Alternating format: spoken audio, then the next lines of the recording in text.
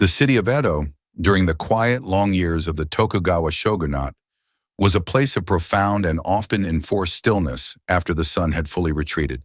The dramatic bustle of the daytime, the clatter of the sandal makers, the cries of the fishmongers, the thick, hurried movement of the merchant class, all dissolved into an immense, heavy silence, governed by strict curfew and the practical difficulties of navigating unlit, winding streets.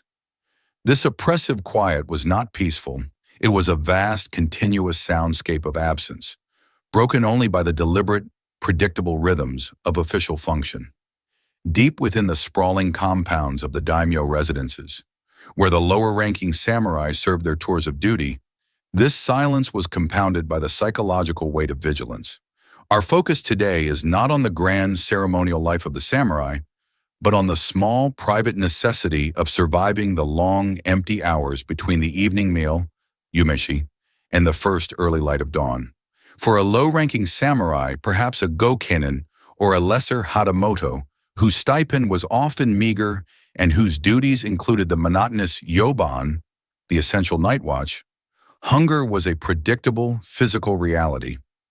The evening meal was consumed shortly after sunset, typically around the 5th hour of the monkey, 7 p.m., and the first official meal of the morning was not served until the 6th hour of the hare, 6 a.m., a gap of 11 hours during which the body, operating on little more than rice and pickled vegetables, would begin to protest the stillness with a low, rumbling discomfort. To be hungry on duty was not merely unpleasant, it was a dangerous lapse in discipline, leading to sluggishness, distraction, and a failure of the sharp senses required for security. Therefore, the consumption of a secret night snack was not a luxury, but a quiet, necessary act of self-preservation, conducted under the veil of the deepest silence. The most rudimentary, and thus the most common, of these secret snacks was the yaki onigiri, or the grilled rice ball. It was chosen precisely for its dull, unassuming nature and the quiet simplicity of its preparation. It required no elaborate cooking fire, no noisy chopping of vegetables, and its consumption produced no telltale aroma that might drift down the long corridors and alert a stricter, higher-ranking official to the violation of the residence's austerity. The preparation ritual was performed in the quiet sanctity of a small cold guard post, banto, or a tiny isolated chamber near the rear wall, usually near a small, specialized ceramic brazier used primarily for heating water for tea. The process began with the rice itself. It was never freshly cooked rice, which was too steamy, too fragrant, and too soft to maintain its structural integrity under the dry heat. Instead, the rice was leftover rice from the evening meal, often koshihikari, or a slightly stickier variety, carefully cooled to room temperature. The cooling process subtly altered the starch, making the grain slightly firmer and dulling the strong, fresh aroma. The rice was portioned out in advance, sometimes hours before the shift began, so that the formation of the onigiri could be performed with the utmost silence. The molding of the rice ball was a meditative, repetitive physical exercise. The samurai would wet his hands sparingly in a small bowl of cold water. The sound of the water was the first deliberate noise of the ritual, a gentle splash quickly followed by the dull, squishing sound of the rice being compacted. He would take a carefully measured handful of the cooled rice and begin the gentle, focused, pressing motion. The fingers worked slowly, shaping the mass into a perfectly dense, uniform triangular or circular prism. The pressing had to be firm enough to prevent the ball from crumbling when grilled, but not so aggressive that it turned the individual grains into a gummy, sticky paste. He would turn the rice in his palm, pressing, turning, pressing, turning. The only sound, the soft, rhythmic squish-squish of the slightly damp grains against his skin. This action, repeated for perhaps 3 or 4 small rice balls, enough to sustain him for the long watch, was a silent, physical centering ritual, a brief moment of control in a life defined by strict external demands. Once molded, the true alchemy of the yaki onigiri began, the application of the heat. The samurai would use a small ceramic brazier containing perhaps half a dozen pieces of binchiton charcoal. This specialized charcoal, derived from oak, was prized precisely because it burned with almost no smoke and produced a clean, consistent, searing heat that was virtually odorless. He would approach the brazier slowly, observing the deep, cherry-red glow of the coals in the intense darkness of the chamber. The onigiri was never placed directly onto the coals, which would scorch it instantly, but onto a small, thin wire grate positioned exactly 2 centimeters above the heat source. The careful placement was the next step in the silent ritual. The initial sound of the grilling was subtle, a faint, dry hissing as the exterior moisture of the rice ball evaporated instantly upon contact with the heat. The rice was left undisturbed for a long, quiet period, timed not by a clock, which would be too conspicuous, but by the subtle visual cues of the rice itself.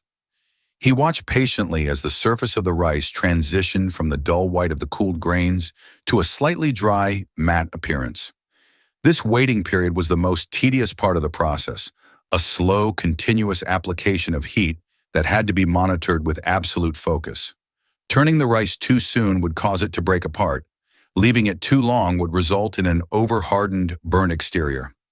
Finally, the first turn, a delicate maneuver performed using a thin, wooden chopstick, lifting the rice ball gently and flipping it with a soft, dry clack onto the other side. This was repeated 3 times, ensuring that the entire surface of the rice ball was dried and perfectly firm. The goal was to create a thin, slightly toasted crust that would seal the remaining interior moisture and provide a sturdy structural shell for the next crucial step of flavor application. The rice ball, now slightly browned and radiating a gentle warmth, was ready for its final preparation. The addition of the primary, essential seasoning that elevated it from a mere rice ball to a truly satisfying night snack. The entire process was governed by silence, patience, and the profound monotony of watching static heat perform its slow, continuous transformation. The very act of this silent waiting became a key element of the samurai's late-night meditation, a necessity of duty transformed into an exercise in personal discipline. The preparation of the yaki onigiri had reached its critical juncture. The rice balls, now toasted to a firm, slightly golden crust on all surfaces, radiated a low, comforting heat. The primary function of this grilling was structural, to create a vessel capable of retaining its shape. But the second, more important function was to prepare the surface to receive the seasoning, which provided the essential caloric and sensory reward for the long hours of watch duty. The seasoning of choice, almost universally among low-ranking samurai due to its cost-effectiveness, potency, and ease of application, was shoyu, dark, unadulterated soy sauce. The shoyu was never applied directly from a large container, which would result in a noisy, conspicuous glug-glug sound. Instead, the samurai would carefully decant a small, measured amount, perhaps 1 or 2 teaspoons, into a very shallow, wide ceramic dish or the lid of a small iron teapot. This required a moment of absolute stillness and concentration, pouring the thick black liquid with slow, controlled precision. The sound of the shoyu hitting the ceramic was a subtle, viscous plop, a sound immediately absorbed by the quiet room. This small portion was his allotment, carefully calculated to provide the maximum flavor with the minimum waste and without the strong, aggressive odor that copious amounts would generate. The application of the shoyu was a painstaking process requiring the use of a shoyu hack, a small, specialized brush, often fashioned crudely from bundled horsehair or the stiff fibers of a bamboo whisk, kept solely for this purpose. The samurai would lift the grilled rice ball gently with the wooden chopsticks, holding it steady over the brazier, where the lingering heat could act instantly upon the glaze. The brush was dipped into the dark liquid, soaking up just enough shoyu to wet the fibers thoroughly, but not so much that it dripped. Dripping would cause sizzling on the hot grate below, an audible breach of security. The application was performed with slow, deliberate strokes. The samurai would brush the shoyu onto the crust, working from the top point of the triangular prism downwards towards the base. The moment the shoyu contacted the hot rice crust, the third sensory transformation occurred. A near instantaneous sizzle and evaporation. The alcohol and moisture in the soy sauce vaporized immediately, leaving behind a complex, intensely savory, and slightly salty film that bonded instantly with the toasted rice starch. This sizzling sound was the most dangerous noise of the entire ritual, a sharp, quick tss, tss, tss, that had to be controlled and minimized. The samurai worked rapidly, applying the shoyu in thin, controlled layers, watching intently as the heat caramelized the sugars in the soy sauce into a deep, glossy, reddish-brown glaze. The brushing ritual was repeated 3 times per surface. The first coat was light, serving only to penetrate the crust and deliver the initial burst of salt. The second coat, applied after a pause of exactly 30 seconds, a pause measured by the rhythm of his own heartbeat, was slightly thicker, designed to establish the core savory flavor. The third, final coat was the glaze, applied to achieve a deep, mirrored sheen that was satisfying to the eye in the dim lamplight, and which sealed the moisture within the rice ball, ensuring it would remain tender during its consumption over the long hours of the watch. The entire process of glazing 4 rice balls took nearly 20 minutes, a slow, continuous application of heat and seasoning that became a powerful form of sensory meditation. The aroma generated by the caramelizing shoyu was the only significant olfactory betrayal, yet it was carefully managed. It was a sharp, savory, umami-rich smell. The smell of cooked wheat and fermented soybean, warm and comforting. However, the use of binchitan charcoal, which produced no competing smoke, meant the shoyu aroma, though intense near the brazier, was clean and focused. Immediately upon completing the glazing, the samurai would use a small damp cloth to wipe down the immediate area, absorbing any lingering vapors, and quickly cover the small brazier with its ceramic lid, suffocating the coals and minimizing the residual heat and smell. The rice balls, now warm, glossy, and perfectly sealed, were ready for consumption. They were moved onto a small plain wooden serving tray or a clean sheet of paper, anything to prevent them from absorbing moisture from the floor or table. The consumption itself was the final and most disciplined part of the night snack ritual. This was not a moment for joyous eating. It was a necessary refueling act, executed with the same sense of duty as patrolling the corridors. The goal was to consume the necessary calories with zero audible disruption. The samurai would typically break the long night watch into 3 distinct shifts. The first yaki onigiri was consumed perhaps 2 hours after the evening meal, just as the deepest hunger pangs began to surface. He would pick up the rice ball with his chopsticks, never with his hands, which were rough and potentially dirty, and bring it slowly to his mouth. The chopsticks themselves were handled with extreme care, generating only the quietest tap against the wooden tray. The greatest challenge was the bite. The outer crust was firm, designed to be resilient. A quick, aggressive bite would produce a loud snap or crunch that would echo in the profound silence of the compound, betraying his position in his breach of the austerity rules. Therefore, the bite was performed as a slow, controlled fracture. He would press his front teeth onto the crisp, savory crust with increasing, focused pressure, using his molars to shear off a small, uniform piece of the rice ball with a deliberate, soft, slishing sound, minimizing the crunch. The chewed rice had to be consumed with equal care. Chewing was done with the mouth closed, the sound absorbed by the dense, sticky mass of the koshihikari rice. The combination of the warm, salty glaze and the soft, still moist interior of the rice provided a sudden, powerful sensory input that stood in stark contrast to the blandness of his regular diet and the cold emptiness of the night. This was a moment of intense, solitary, and quiet satisfaction, a private luxury that lasted perhaps 30 seconds per bite. He would consume the first rice ball slowly, taking perhaps 5 or 6 minutes. This was not speed eating, it was rationing the sensory experience. The rice ball delivered 2 essential things: glucose to ward off the mental fog of hunger and fatigue, and a brief, intense burst of umami that provided a psychological anchoring point in the long, dark hours. The residue left on his fingers and lips, the warm, salty glaze, was quickly and quietly wiped away with the damp cloth, leaving no trace of the transgression. The second rice ball was reserved for the deepest hours of the night, usually around the 8th hour of the rat, 2 a.m., when the cold was at its peak and the natural rhythms of the body demanded sleep.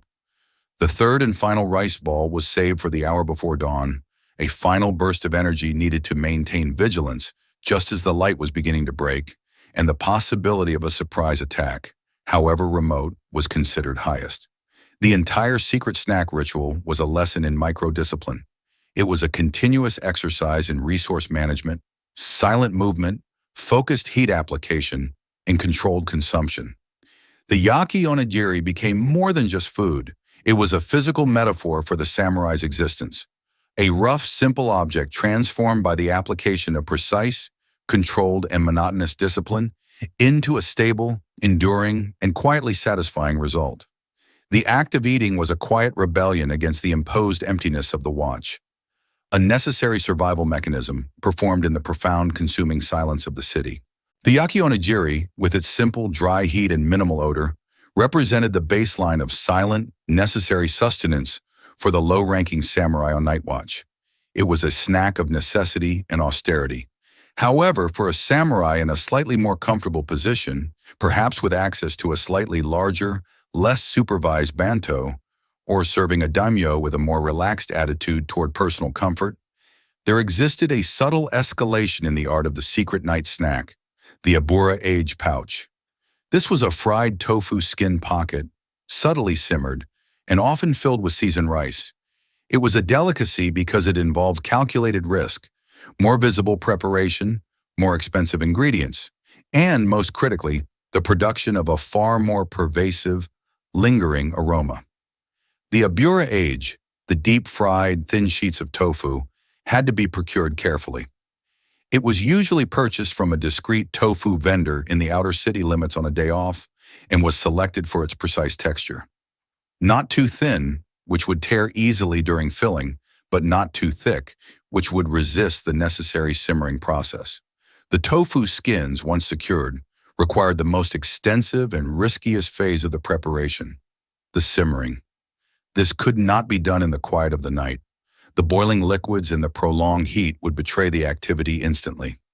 Thus, the simmering was a daytime task, often relegated to an off-duty afternoon, when the main kitchen was already bustling with legitimate activity, allowing the aroma to blend into the general culinary background noise of the compound.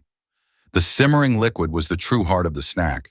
It was a precise, monotonous combination, a foundation of dashi, broth often made from dried kombu or bonito flakes, which itself required quiet, slow soaking, shoyu, soy sauce, a measured quantity of mirin, sweet rice wine, and a specific amount of granulated sugar. The balance was essential. Too much shoyu made it aggressively salty. Too much mirin made it sickly sweet. The dashi was the necessary binder, the dull, savory base note that allowed the other flavors to resonate without overwhelming the senses. The ingredients were costly, and thus the small saucepan of simmering liquid represented a significant, focused investment in personal comfort. The abura age skins, after being quickly pressed to remove the excess oil from the deep frying process, a dull, repetitive motion of pressing the skins between two flat wooden boards, were gently submerged into this liquid.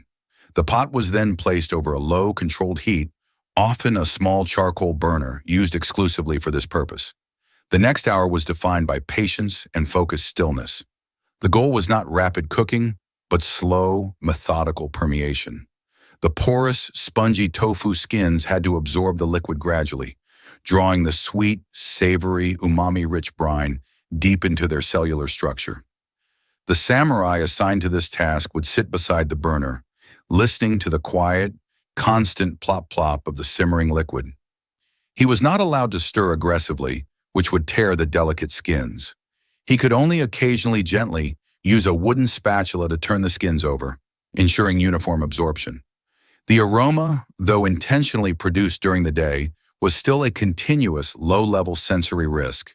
It was a thick, comforting, sweet, and savory smell.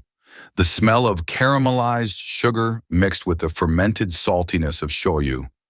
A smell that was much more appealing and distinct than the mere scent of grilled rice. It was the scent of indulgence, and thus the scent of potential insubordination. He watched the liquid slowly reduce, thickening into a glossy syrup that coated the tofu skins, transforming their pale yellow exterior into a deep mahogany brown. The transformation was slow, taking approximately 45 to 60 minutes, a profound lesson in the rewarding nature of unhurried process. Once the liquid was reduced to a viscous glaze and the skins were deeply colored and pliable, they were removed with the same slow care, placed on a sheet of clean, oiled paper, and left to cool. The cooling process was as important as the simmering. The pockets needed to be completely cold to prevent the fragile skin from tearing during the stuffing process. The filling was equally complex. Unlike the plain leftover rice of the yaki onigiri, the abura-age pouch demanded a slightly different preparation: vinegared rice, or a simple form of sushi meshi. The cooked rice was spread out onto a shallow, wide wooden tub, hangari, chosen for its ability to absorb excess moisture. A mixture of rice vinegar, a touch more sugar, and a pinch of salt was prepared in a small ceramic bowl. The samurai would then drizzle this liquid slowly and evenly over the expanse of the warm rice. The mixing was a rhythmic, meditative chore. He used a wooden paddle, shimoji, to slice and fold the rice, ensuring the seasoning was distributed evenly without mashing the grains.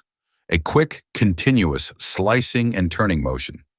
The rice was cooled simultaneously by fanning, a monotonous motion performed using a simple paper fan, uchiwa. The constant, dry, whooshing sound of the fan was the sole, deliberate sound of this stage, serving the dual function of rapid cooling and drying the surface of the rice, setting the vinegar flavor. The scent of the vinegar, sharp and clean, quickly dissipated, leaving a faint, pleasant acidity that contrasted beautifully with the intense sweetness of the tofu pouch. The assembly of the pouch was the final, delicate stage. The samurai would gently open the pocket of the cooled abura-aged skin, which was now soft, chewy, and slightly slippery from the glaze. He would take a precisely measured ball of the seasoned rice and, using 2 fingers, gently push the rice into the hollow of the pouch. The stuffing had to be firm but gentle. Too little rice and the snack lacked caloric density. Too much and the seam of the abura-age would burst, resulting in a mess that could not be quietly consumed.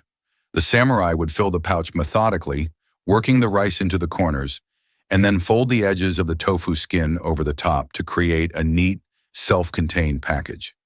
These pouches, perhaps 2 or 3, never more, were the Night Watch gold standard. They were then wrapped meticulously in a damp piece of thin cotton cloth, tied with a single strand of clean hemp, and placed in a cold, dry recess of his storage area. The sweet, oily exterior of the tofu skin acted as a natural preservative, allowing the snack to remain palatable and safe to eat for 2 or 3 days, which was essential given the difficulty and risk of the preparation. When the deep silence of the Night Watch descended, the abura-age pouch offered a profoundly different sensory experience from the dry crunch of the yaki onigiri. This snack was consumed cold and soft. There was no need for a charcoal brazier, no sizzle of shoyu, and no risk of a crunchy, audible betrayal. The samurai would unwrap the damp cloth with slow, quiet movements, the gentle, dry peel of the cloth against the slightly tacky tofu being the only sound. He would raise the pouch to his lips. The consumption was characterized by softness and slow release. The first contact was the smooth, sweet, slightly slick surface of the tofu skin. The bite was not a controlled fracture, but a gentle compression, producing a soft, contained squish as the sugary brine and oil were expelled against the tongue. The subsequent chewing was slow, silent, and entirely internal, blending the chewy sweetness of the skin with the tart, firm, vinegared grains of the rice filling. This flavor profile, sweet, savory, and lightly acidic, provided a much more stimulating and sustained sensory reward than the purely salty umami burst of the grilled rice. It was a flavor that lingered, a brief moment of culinary complexity that served as a powerful psychological anchor against the intense, mind-numbing boredom of the long night watch. The abura-age pouch was not just fuel, it was a compact, sweet rebellion against the enforced asceticism of his life, a reminder of the subtle, complex joys available to those who mastered the tedious, meticulous discipline of secret preparation. The only sound during the consumption was the soft, contained muff of profound, quiet satisfaction, a private, fleeting moment of divine indulgence in the dark. The Abora Age pouch represented an aspiration towards comfort, a sweet and savory indulgence that required substantial preparation time and risk detection through its aroma.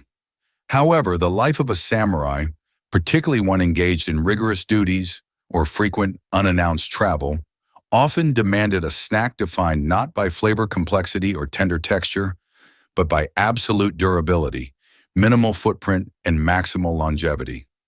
This requirement led to the use of hoshimono, or dried provisions, a category of secret sustenance that was essentially survival food transformed by obsessive preparation into a discrete source of silent energy.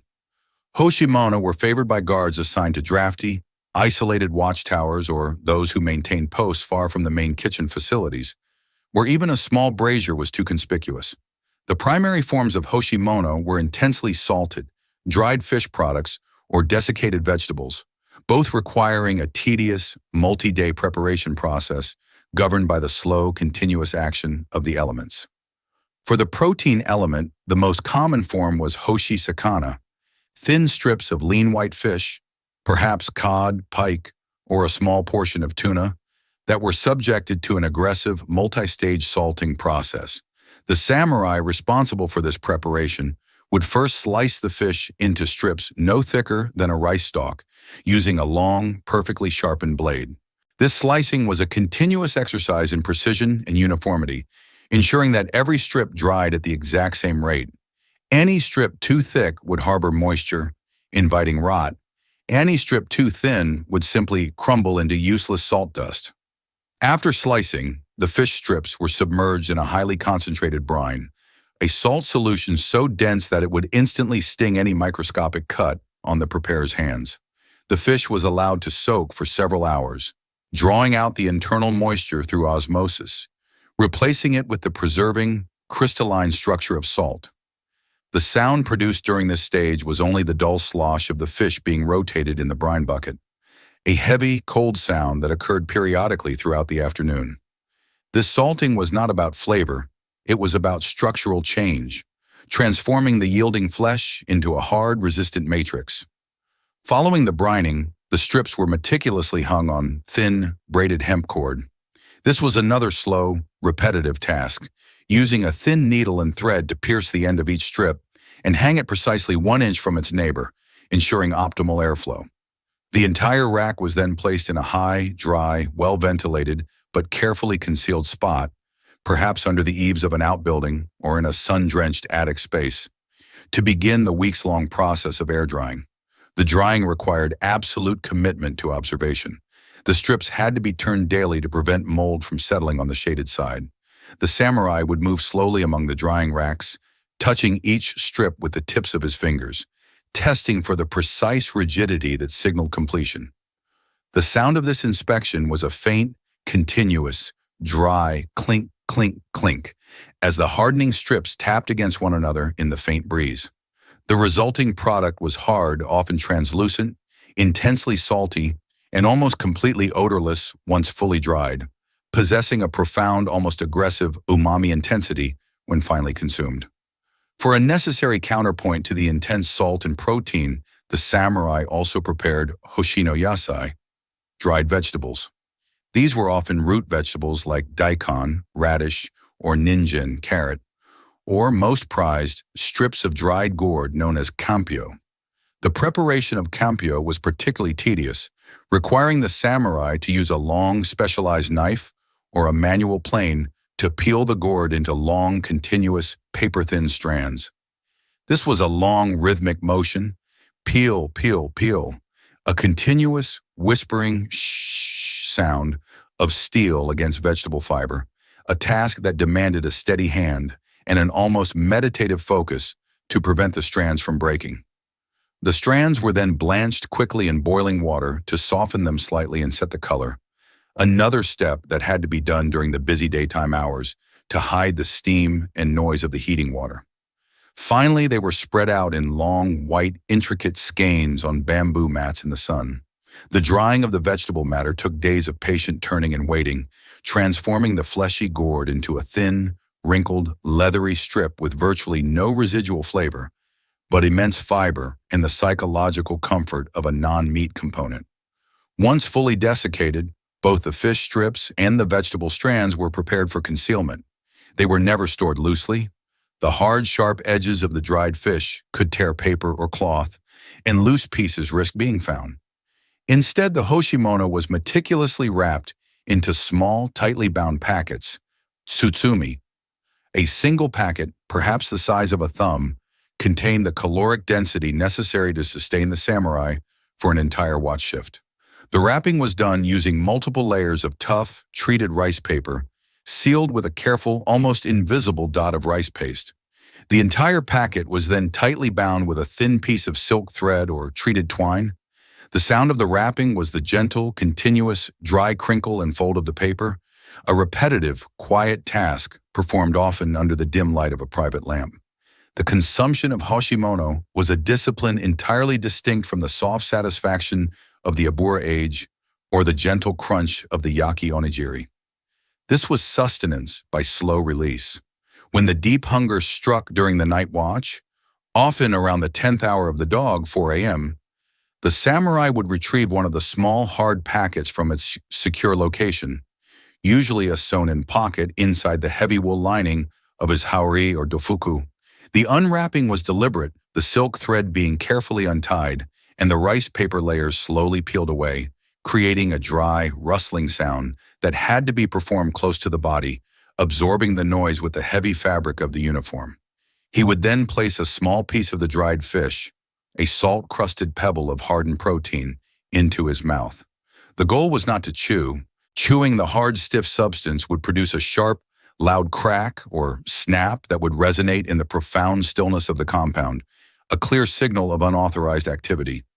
Instead, the samurai employed a technique known as kuchizuke, or lip contact, allowing the piece to rest on his tongue and between his cheek and gums.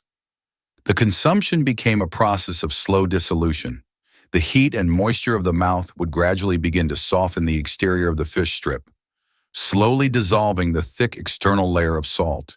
The intense, almost painful saltiness was the first sensation, a sharp, aggressive shock that immediately awakened the drowsy senses. This salt dissolved into the saliva, and the samurai would then slowly, meticulously swallow the resulting, intensely savory, salty liquid. This slow process of sucking and melting the hoshimono provided a continuous, low-level infusion of electrolytes and umami, sustaining the body for a long period without the sharp, rapid caloric spike and subsequent crash of rice. The true challenge of hoshimono consumption was the management of texture. As the salt dissolved, the center of the fish strip would soften into a dense, chewy, rubbery core. The samurai had to wait for this core to become pliable enough that it could be compressed between the molars with only a soft, muted squish, never a crunch. The final, soft chewing was a minute long exercise in dental control, grinding the concentrated protein into a paste that could be silently swallowed. The dried vegetables, the kampyo or kiriboshi daikon, were often consumed immediately afterward. These required hydration. A small, pre-boiled and cooled portion of water or cold tea was necessary. The samurai would quickly dip a strand of the dried vegetable into the liquid, allowing the desiccated fiber to swell rapidly, transforming the brittle paper into a chewy, fibrous band. This was consumed with a similar soft, controlled compression, providing bulk and fiber to accompany the pure intensity of the fish protein. The entire hoshimono ritual was less about enjoyment and more about efficiency and endurance. It produced virtually no smell, left no immediate trace, and required no fire or preparation during the watch. It was a cold, hard, salty commitment to sustaining vigilance, a constant reminder that the samurai's life was about discipline over delight. The small, hard packet of hoshimono, tucked away in the lining of his armor, was the quiet, concentrated essence of his duty. Small, enduring, and intensely focused. The sound of the slow, gentle suckling in the quiet, contained squish of the fiber were the only sounds of this profound act of solitary survival against the immense, consuming emptiness of the Edo night. The consumption of the hoshimono, the hard, dried, salted protein and fibrous vegetables, fulfilled the samurai's fundamental need for endurance and electrolyte retention. It was the food of survival, brutal and efficient. However, human endurance, particularly during the deep, pervasive silence of the night watch, is not sustained purely by salt and protein. There is a profound psychological toll exacted by the cold, the darkness, and the sheer monotony of vigilance, leading to an inevitable, dangerous cognitive slump around the hour of the ox, 2 a.m. To combat this deep systemic fatigue and the resultant moral decay, the quiet slipping of mental discipline, the samurai occasionally resorted to the most subversive category of secret sustenance: medicinal sweets and specialized confectionaries. These were not primarily sources of calories, but rather small, potent psychological stimulants. The reason these were subversive lay in the prevailing philosophy of the samurai class. Sweets were an indulgence associated with merchants, nobility, and the soft, decadent life of the shonen, townsman. For a warrior, consuming such a refined pleasure was often viewed as a weakness, a subtle corruption of the austere spirit. Therefore, the most common sweet was disguised, classified not as okashi, snack, but as kusuri, medicine. This was the kashigatagashi, or pressed medicinal lozenge.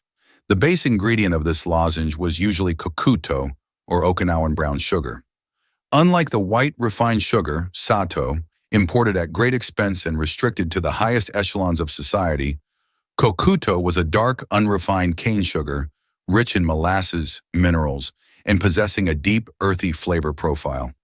It was less luxurious and thus slightly more permissible, often sold by herbalists or apothecaries under the pretense of being a tonic. The acquisition of even a small block of kokuto was a secretive transaction, performed in the back alleys of the Jokamachi, castle town, far from the scrutinizing eyes of the martial hierarchy. To transform this sugar into a medicinal lozenge, the samurai needed to blend it with a prescribed selection of dry, finely powdered ingredients: powdered ginger, shoga, for its warming, circulation-boosting properties, sometimes a minuscule amount of dried ginseng root for stimulant effect, and often finely ground lotus root, renkon, or kudzu starch, kuzu, to serve as a binding agent. The ingredients were mixed in a ratio that maximized the sugar content for flavor and quick energy, while maintaining plausible deniability as a health remedy. The mixing was not done with a pestle and mortar, too noisy, but by patiently folding the dry powders together on a sheet of oiled paper. Using a small bamboo spatula, a long, quiet, and tedious process designed to achieve total homogeneity. The formation of the lozenges was the most meticulous part of the preparation, the use of the kashigata. This was a small, beautifully carved wooden mold, often depicting a stylized flower, a plum blossom, or a simple geometric shape. This tool was a prized possession, an object of quiet beauty, usually hidden beneath bedding or stored inside a closed scroll box.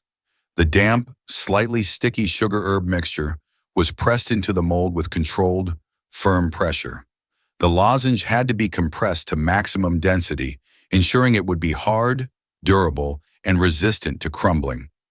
The process involved a precise, small tap-tap of the mold against a wooden surface to release the finished sweet, a sound that, though quiet, was sharp and distinct, necessitating the entire process be performed with great care, often beneath the heavy silence of an all-encompassing blanket to absorb any potential echo. The resulting lozenge, no larger than a thumbnail, was hard, dark brown, and perfectly uniform. It represented two things: a concentrated burst of energy and the discipline of miniaturization, reducing maximum reward into the smallest, least conspicuous form. These were then wrapped individually in thin, translucent rice paper and stored in a small, decorated leather pouch, often passed off as a container for medicinal herbs or a seal stamp. The consumption of the kashigatagashi was a carefully rationed event, reserved for the absolute nadir of the night watch, Perhaps the transition between the hour of the ox and the hour of the tiger, 3 a.m. to 4 a.m., when the internal desire for sleep was overwhelming. Like the Hoshimono, this sweet was never ever chewed. The hard, dense structure of the lozenge would shatter with a loud crunch, an act of both indiscretion and wastage. Instead, the samurai would practice slow dissolution. The small, cold lozenge was placed directly onto the tongue. The goal was to draw out the experience, allowing the warm moisture and saliva of the mouth to slowly, methodically melt the external layer of the pressed sugar. The immediate sensation was the rush of intense, earthy sweetness, followed by the faint, spicy bite of the ginger or the subtle bitterness of the ginseng. This provided a focused, immediate sensory stimulus, a sudden, pleasant shock that jarred the mind back into alertness. The lozenge was gently shifted from one side of the mouth to the other, the slow clack of the hard sugar against the teeth being muffled by the cheek and the thick lining of the uniform. This ritual was not quick. A single lozenge was intended to last for 10 to 15 minutes.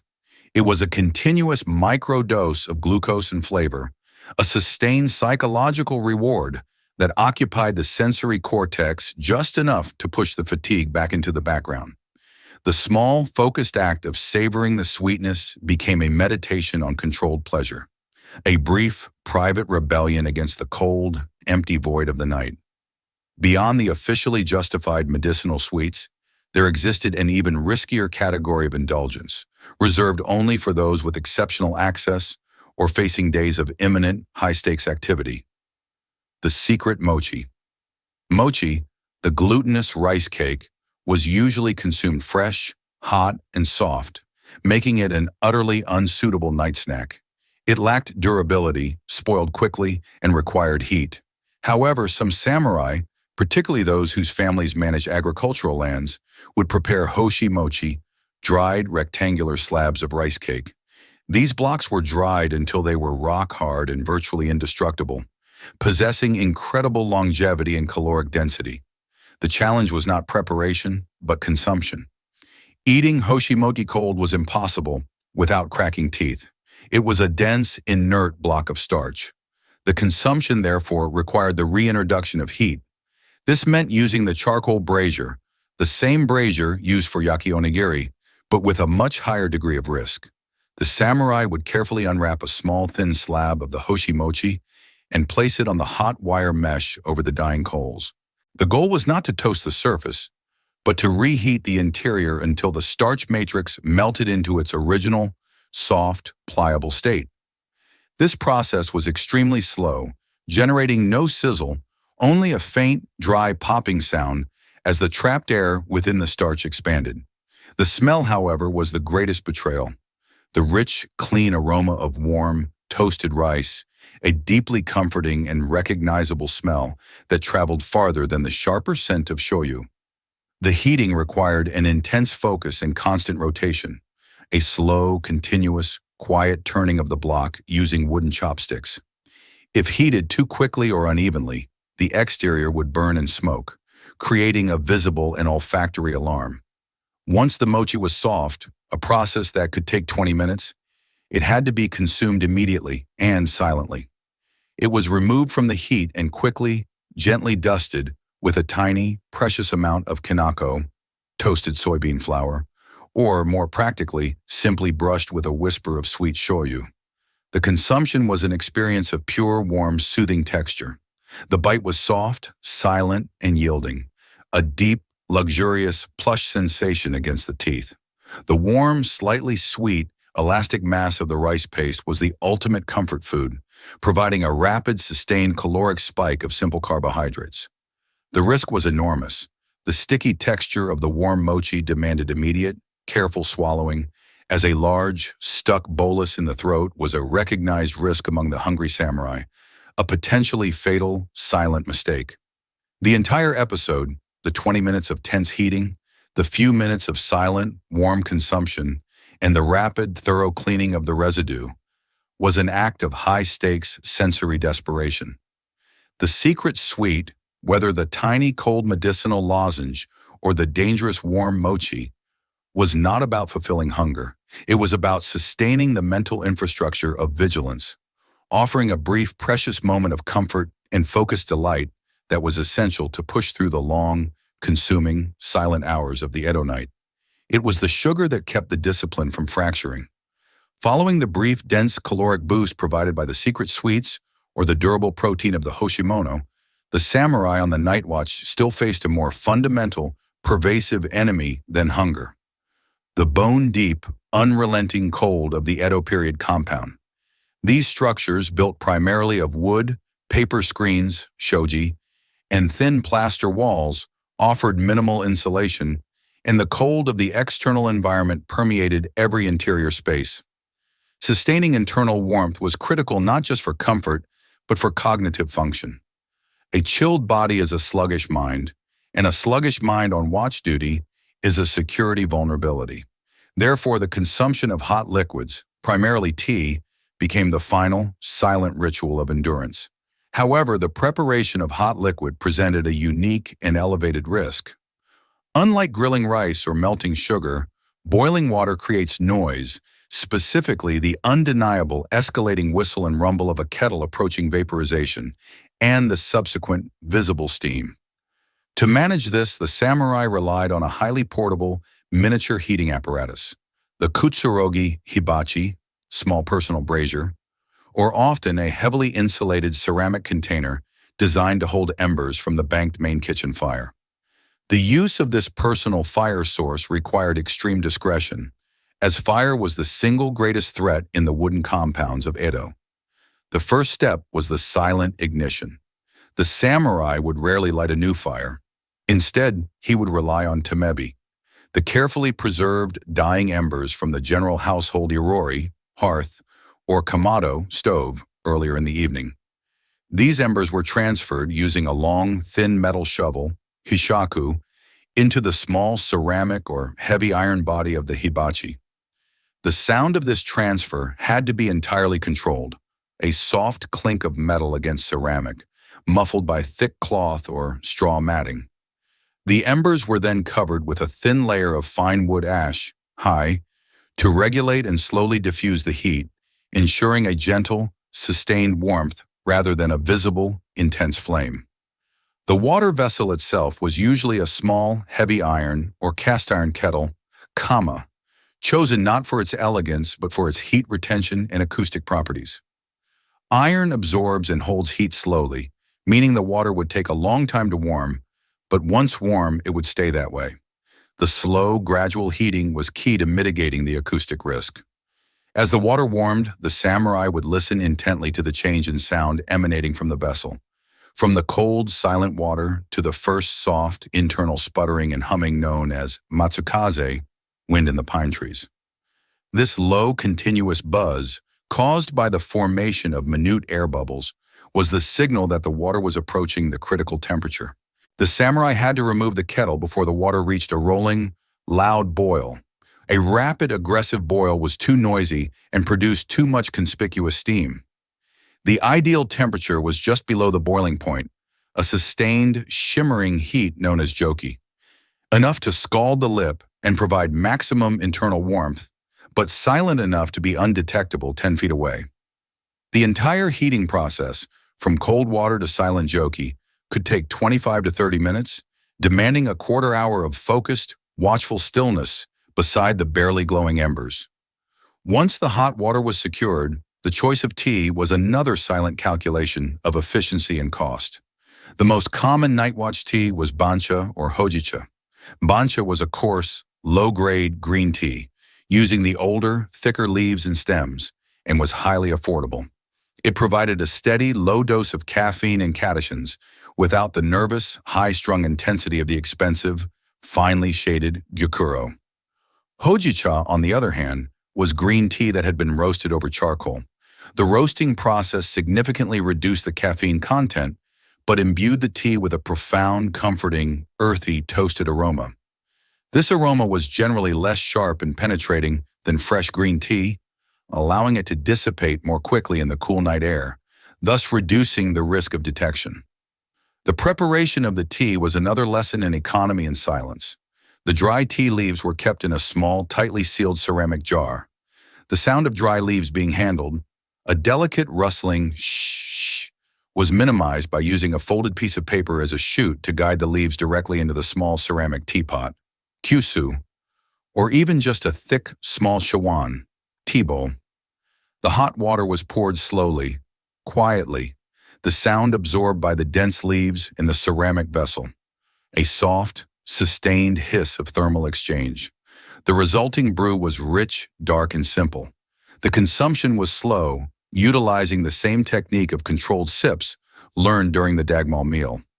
The warmth of the ceramic cup against the cold hands was the primary, immediate psychological reward. Each sip delivered a wave of heat down the throat and into the stomach, a temporary thermal victory against the pervasive external cold. This physical warmth created a moment of focused clarity, chasing away the heavy, sleepy fog that accumulated in the small hours of the morning. The ritual was completed by the immediate, thorough disposal of the evidence. The spent tea leaves, bulky and fragrant, were never simply discarded. They were often wrapped in wet moss or thick paper and stored in a sealed bucket to be burned with the main kitchen waste the following morning. The ceramic vessels were immediately rinsed with the remaining hot water. The wash water poured directly onto the dry earth or sand floor in an inconspicuous corner, where it would be silently absorbed. This rapid sanitization ensured that when the next patrol or officer passed, there was no residue, no lingering warmth, and no incriminating aroma of cooked leaf matter. The extreme stimulant, kusuri cha. While bancha and hojicha were the common sustenance teas, there was a specialized high-stakes liquid, a concentrated medicinal brew, reserved for samurai facing periods of multi-day vigilance, critical defense duties, or immediate, potentially fatal confrontations. This was kusuri cha, medicinal tea, and its consumption bordered on professional necessity rather than mere comfort. This was not tea in the traditional sense, but a concentrated infusion of herbal and mineral elements designed for extreme physiological effect.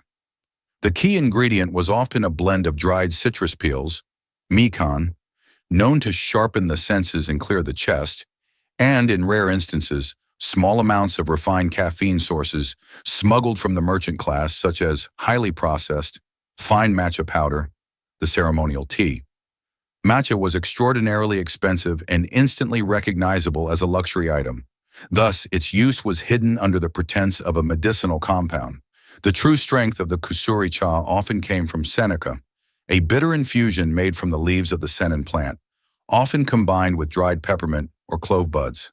The preparation was identical to the tea ritual, but the resulting liquid was harsh, intensely bitter, and sometimes slightly viscous.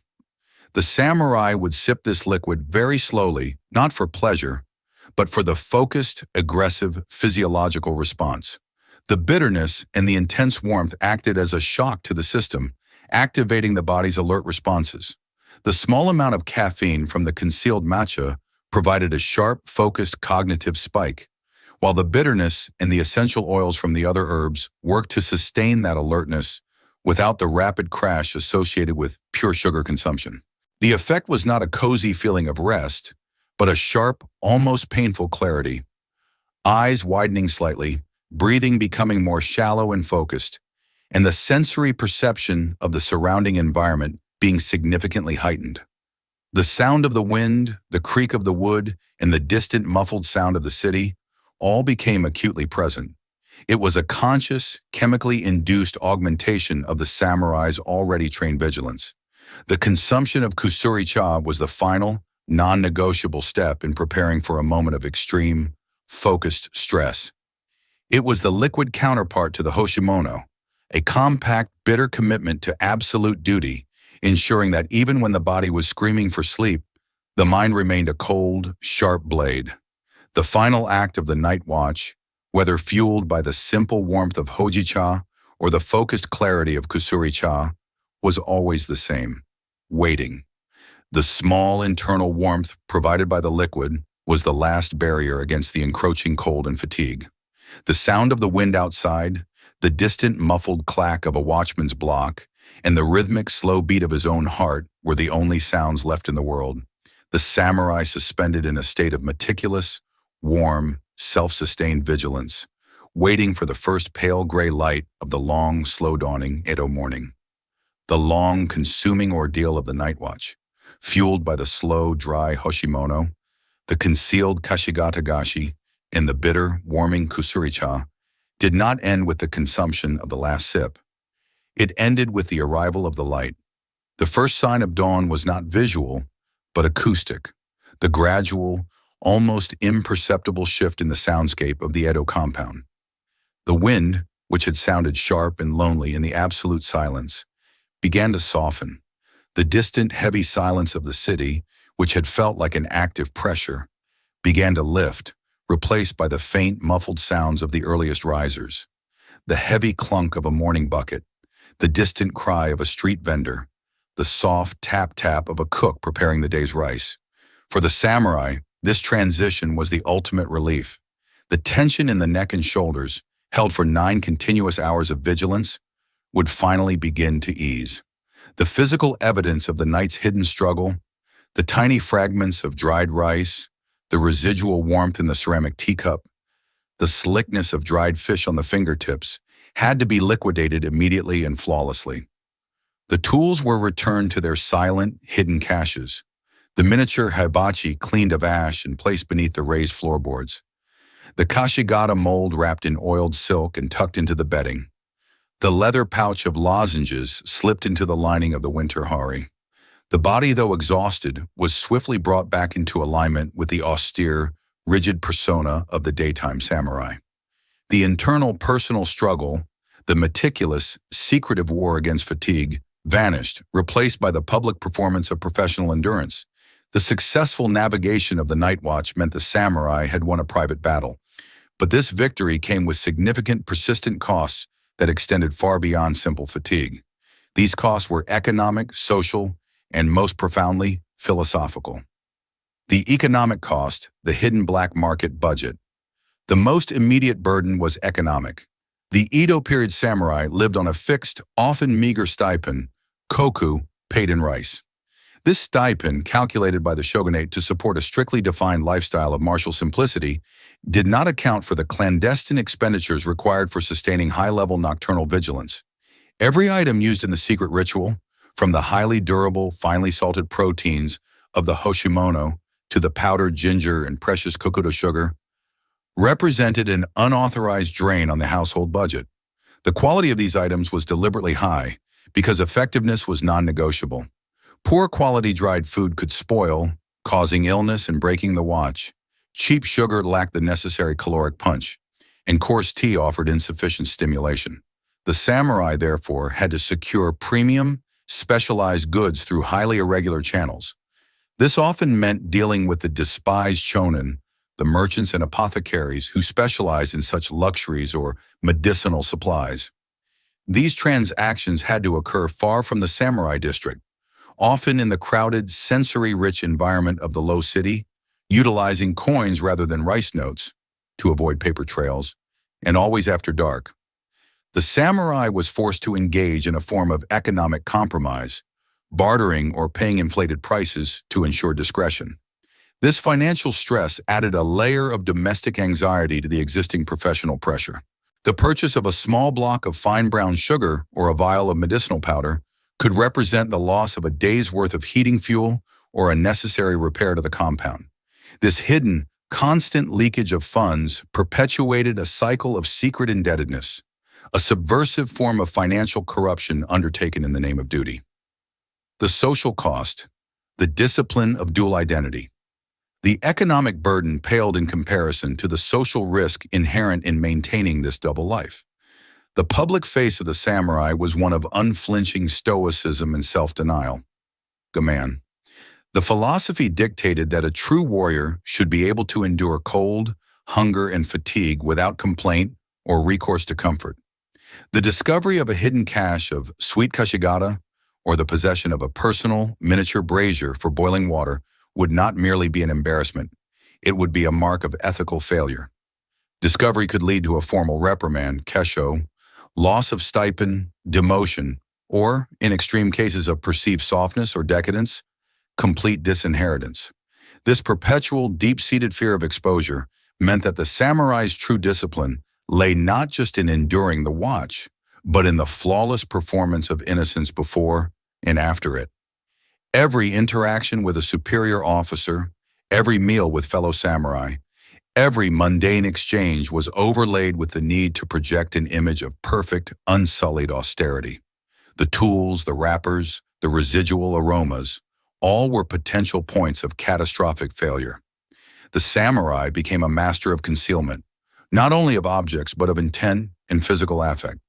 He had to look suitably fatigued in the morning, but not too fatigued, which might suggest negligence, and perfectly alert throughout the day, despite running on chemically and calorically augmented sleep debt. This constant management of self-image created a schism between the samurai's private, survival-driven needs and his public philosophical obligation. Finally, the most subtle and damaging cost was philosophical. The core of samurai culture was often built upon the principle of yojo, the quiet acceptance of difficulty and the deliberate avoidance of excessive material comfort. The samurai's life was meant to be shibui, austere, subtly refined, but never decadent. The secret snacks, particularly the warm mochi and the sweet kokudo lozenges, were at their heart small acts of self-comfort and indulgence. They provided oshisa, a burst of delicious flavor, in a life that demanded the sublimation of appetite. The beautiful carved kashigata mold was an artifact of koge, craftsmanship, possessing an aesthetic quality meant for the world of leisure, not the barrack room. The irony is profound. These secret acts of mitigating discomfort, while necessary for the professional execution of duty, fundamentally compromised the moral purity of the warrior ethic they were sworn to uphold. The samurai was engaged in a continuous internal philosophical contradiction, using comfort to ensure diligence. The discipline of the night watch was not simply about staying awake. It was about the meticulous, quiet, and dangerous art of self-management, balancing the human need for caloric energy and psychological stimulation against the stringent, unforgiving demands of the warrior code. The samurai's secret pantry was not a collection of snacks, but a survival kit for the soul, a quiet testament to the inescapable gap between the philosophical ideals of the Edo shogunate and the harsh, cold physiological reality of the human body. The sun has risen, the night watch is complete, the secret utensils are hidden. The public world has returned, and the samurai must now face the day, carrying within him not just the fatigue of the night, but the quiet, constant burden of his secret compromise.